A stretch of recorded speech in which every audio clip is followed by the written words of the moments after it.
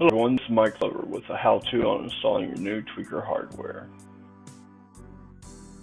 I will be using my wife's 94 GT as the install example.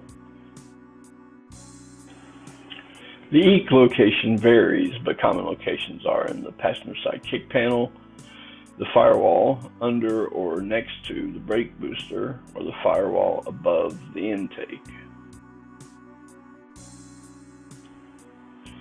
The first step is to disconnect the ground cable from the battery and locate it where it cannot make grounding contact with the vehicle chassis.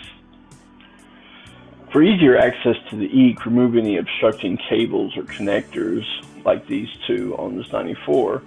The retaining clips need to be lifted, and then you can pull the connectors apart, pull on the plastic, not on the wires.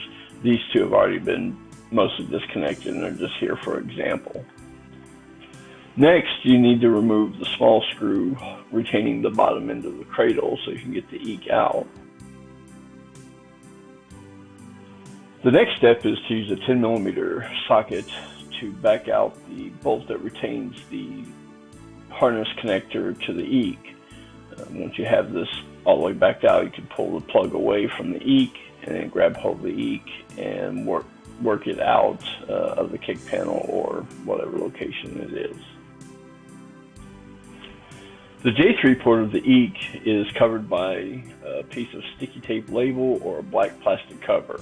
This will need to be removed so you can clean the service port. The service port of an EEC4 has insulative grease that needs to be removed. I just use a rag to wipe it down and maybe go over with some rubbing alcohol. It should look like this when it's done. An EEC5 generally has a rubberized coating that needs to be scraped off, and best to remove the case entirely as for easy access to the service port, and use a straight razor blade to scrape off the rubberized coating.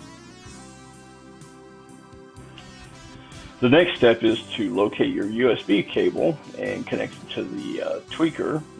The larger port is where that will connect. And then you will need to grab your phone looking cable and plug it into the TwEECer.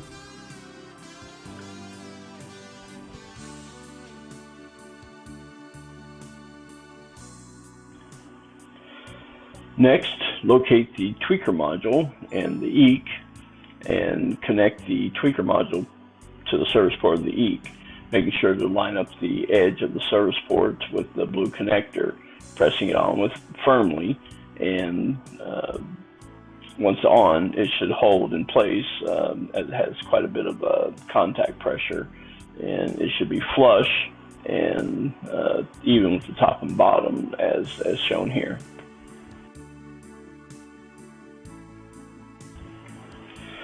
I recommend using a piece of packing tape or duct tape if you don't have anything else to secure the TwEECer to the EEC, just as a safety precaution. Depending on how you want to route your cables, you may want to use a piece of tape to secure your cables to the EEC also. If your EEC is located in the kick panel, I like to route the cable up over the back of the back and top of the glove box for easy access. When I'm ready to do some tuning to the vehicle, you can roll it up and put it in there and close the glove box door, and it'll be there when you're ready to do some tuning.